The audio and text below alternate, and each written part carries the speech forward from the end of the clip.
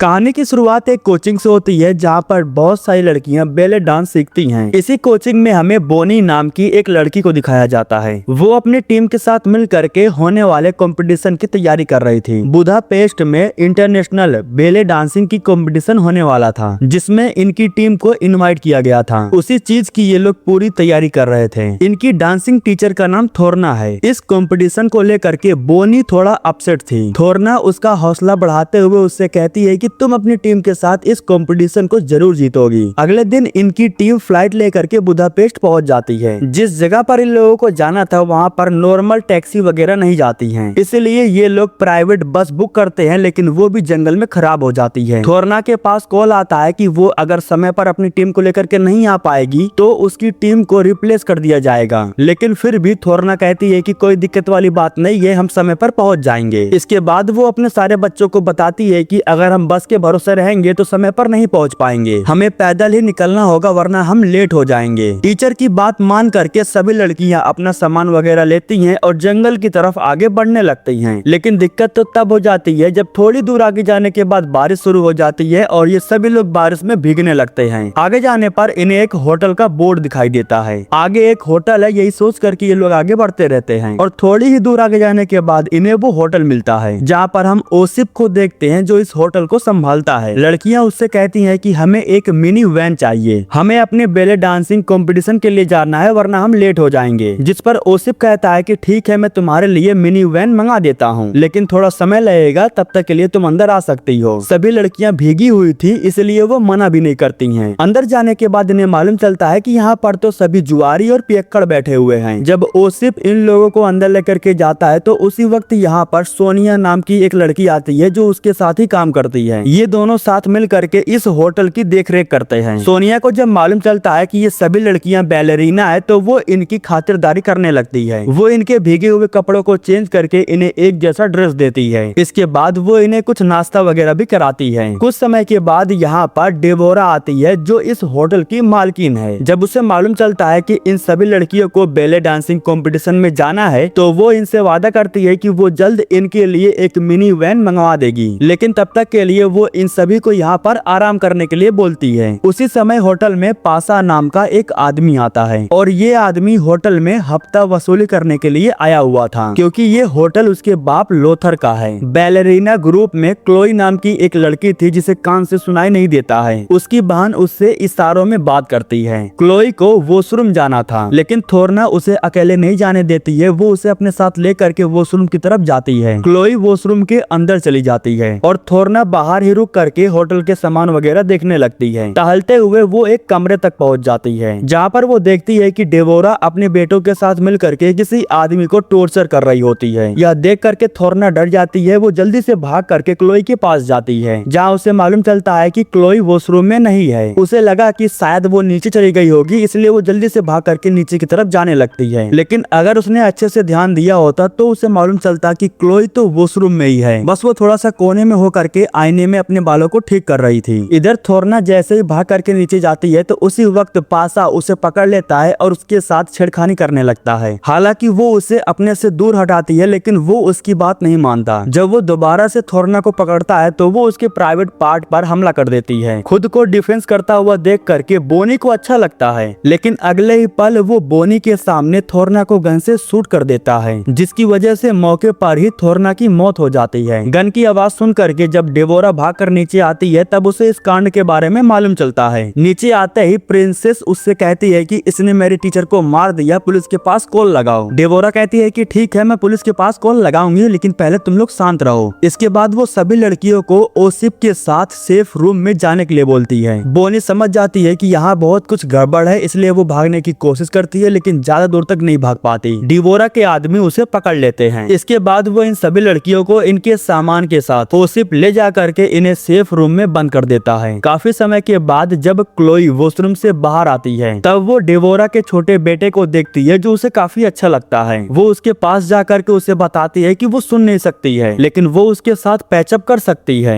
इसके बाद वो क्लोई को अपने साथ लेकर के चला जाता है। इधर पासा डेबोरा से बात करता है और उससे सब कुछ ठीक करने के लिए कहता है। बोल तो ऐसा रहा था जैसे कि उसने बहुत बड़ा तीर मारा हो। हालांकि डेबोरा उससे कहती भी है कि 6 अमेरिकी लड़कियों को ठिकाने लगा देना इतना इतना आसान भी नहीं है, लेकिन फिर भी मैं तुम्हारे लिए ये काम कर सकती हूँ। बस तुम्हें मेरी एक शर्त पूरी करनी होगी। जिस तरह से उसने थोरना को मारा वो सब कुछ सीसीटीवी कैमरे में रिकॉर्ड हो चुका था। क्लिप को दिखा करके वो पासा से कहती है कि तुम्हारे बाप ने मेरे बहुत पैसे वसूल किए हैं, वो सारे पैसे मेरे बाप के थे और अब मुझे वो सारे पैसे वापस चाहिए। अगर पैसे चाहिए तो अपने बाप को कॉल करके यहाँ पर बुलाओ। इसके बाद वो पासा के पास से लिफाफा वापस ले लेती है। सबूत मिटाने के लिए वो थोरना के शरीर से गोली को निकालती है। इसके बाद वो उसका पासपोर्ट, मोबाइल फोन, हर एक चीज को आग में जला देती है। कुछ समय के बाद जब बोनी को होश आता है तब वो अपने सामने ग्रेस को देखती है, जो पूरी तरह से नशे की हालत में थी और वो टल्ली होकर के बोल रही थी। वो अपने आप ही नशे की हालत में नहीं थी, बल्कि सोनिया ने उसे कुछ खिला दिया था। दरअसल सोनिया उससे जानना चाहती थी कि ये लोग यहाँ पर हैं, ये बात किसको किसको पता है। हालांकि बोनी उससे कहती है कि उसे कुछ मत बताना, लेकिन ग्रेस नशे की हालत में थी, इसलिए वो सोनिया को बता देती है कि हम यहाँ पर हैं, ये बात किसी को नहीं पता है। सोनिया को बस यही जानना था। उसके यहाँ से जाने के बाद बोनी अपने हाथ के रस्सियों को आराम से छुड़ा लेती है। इसके बाद वो ग्रेस के मुंह में से उस चीज को निकालती है जिसकी वजह से वो नशे की हालत में थी। लेकिन उसी समय इनके पास कोई आदमी आने लगता है, जिसके बाद बोनी वापस से अपनी जगह पर जाकर के सो जाती है। वो आदमी ओसिफ था, जो ग्रेस का फायदा उठाने के लिए आया था। वो ग्रेस से कहता है कि तुम सभी लड़कियां इस होटल की 4 चांद लगा दोगी। पीछे से बोनी उस पर हमला करने की तैयारी कर रही थी। जैसे उसे मौका मिलता है तो वो उस पर हमला कर देती है, जिसके बाद इन दोनों के बीच में फाइट शुरू हो जाती है। लेकिन बोनी बड़े ही आराम से बेले डांस करके उसे मार देती है।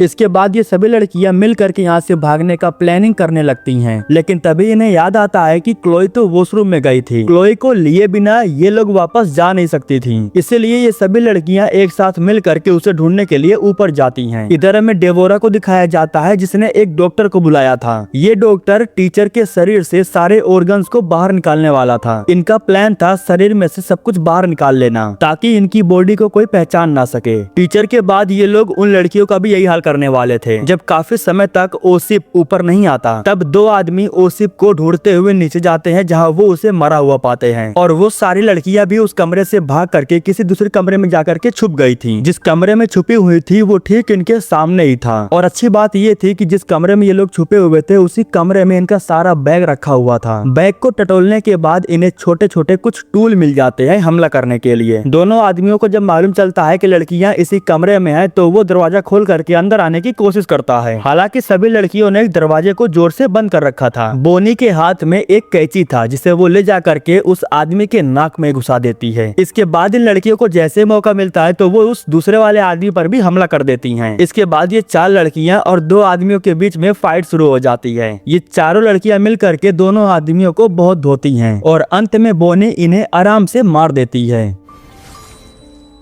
अब इन लड़कियों का मेन मकसद था सबसे पहले ऊपर जा करके क्लोई को बचाना और फिर यहाँ से बाहर निकलना। सभी लड़कियां मिल करके रास्ता ढूंढती हैं और ऊपर वॉशरूम की तरफ जाने लगती हैं। वॉशरूम के पास पहुंचने के बाद जब ये लोग दरवाजे को खोलते हैं, तब इन्हें मालूम चलता है कि अंदर क्लोई नहीं है बल्कि सोनिया है। इन सब को देखने के बाद वो यहाँ से भागने की कोशिश करती है, लेकिन बोनी उसे पकड़ लेती है। वो सोनिया से बस इतना पूछती है कि क्लोई कहाँ पर है। वो उस कमरे की तरफ इशारा करती है जिसमें क्लोई को रखा गया था। इधर डेबोरा जब लड़कियों को देखने के लिए नीचे जाती है, तब उसे मालूम चलता है कि लड़कियों ने उसके आदमियों का काम तमाम कर दिया है, जिसकी वजह से उसका मूड खराब हो जाता है और वो अपने सभी आदमियों से जाकर कहती है कि उन लड़कियों को जाकर के ढूंढो और सबका काम तमाम कर दो। डेबोरा के कहने पर पासा अपने पिता के पास कॉल करता है और उन्हें यहाँ पर आने के लिए कहता है। जब वो अपने पिता से कहता है कि थोड़ी मुसीबत हो गई है, उन्हें यहाँ पर आना होगा, तब वो यहाँ पर आने के लिए मान जाते हैं। जब डेबोरा को मालूम चलता है कि उसके पिता आने वाले हैं, तब वो जा करके अपनी तैयारी करती है। वो सूटकेस में से अपना ड्रेस निकालती है और उसे सूटकेस में उसने ढेर सारे बम रखे हुए थे। इसके बाद हमें क्लोई को दिखाया जाता है, जो कमरे में बैठ करके आराम से टीवी देख रही होती है। उसकी बहन ढूंढते हुए कमरे में आती है और वो क्लोई को सही सलामत देख करके काफी खुश होती है। इसके बाद वो क्लोई को बताती है कि इन लोगों ने टीचर को मार दिया है और हमें यहाँ से बाहर निकलना है। वो लोग हमें मारने के लिए हमारे पीछे पड़े हुए हैं। इतने में बोनी को टेबल के नीचे एक शॉटगन मिल जाती है। सारे आदमी लड़कियों को ढूंढते हुए हुए ऊपर के कमरे में आ गए थे। इन सभी आदमियों से बचने के लिए सारी लड़कियां मेन दरवाजे की तरफ भागती हैं, लेकिन तभी सारे आदमी इन लोगों को चारों तरफ से घेर लेते हैं। अब इन सभी लड़कियों के सामने करो या मरो वाला हालात हो चुके थे। सारी लड़कियों ने पहले से ही अपने हाथों में हथियार ले रखा था। वो अपना बेले डांस शुरू करती हैं और एक एक करके सारे आदमियों पर हमला करने लगती हैं। इस तरह से आदमियों से फाइट करना थोड़ा आसान हो जाता है। एक एक करके ये लोग कई सारे आदमियों को खत्म कर देते हैं। क्लोई का नया बॉयफ्रेंड भी दुम दबाकर यहाँ से भाग जाता है। तभी इन लोगों को ऊपर के साइड में एक खिड़की दिखाई देती है, जिसके बाद ये सभी लड़कियां उस खिड़की से बाहर निकलने की तैयारी करने लगती हैं। लेकिन इन्हें भागता हुआ एक आदमी देख लेता है, जिसके बाद वो पीछे से जा करके प्रिंसेस को पकड़ लेता है। सोनिया भी छुपी हुई थी। जैसे उसे मौका मिलता है तो वो प्रिंसेस को मारने के लिए गन लेकर के उसके सामने आ जाती है। वो प्रिंसेस को शूट करती है, लेकिन गोली गलती से उस आदमी को लग जाती है। उसके मरने के तुरंत बाद जैसे इन्हें मौका मिलता है तो ये लोग सोनिया को निपटा देते हैं। इसके बाद जैसे ही प्रिंसेस को मौका मिलता है तो वो खिड़की के जरिए जल्दी से बाहर भाग जाती है। लेकिन जब बोनी की बारी आती है तो वो यहाँ से नहीं भाग पाती है, क्योंकि यहाँ पर डेवोरा आ जाती है। वो डेवोरा को शूट करती है, लेकिन गन में गोली खत्म हो चुकी थी। जिसके बाद वो उसके करीब जाकर के उस पर हमला करती है, लेकिन डेवोरा अपने नकली टांगों से उसे रोक देती है। उसका एक पैर कट चुका था। उसने आयरन का कुछ पहना था। इसके बाद वो बोनी के ऊपर गन तान देती है।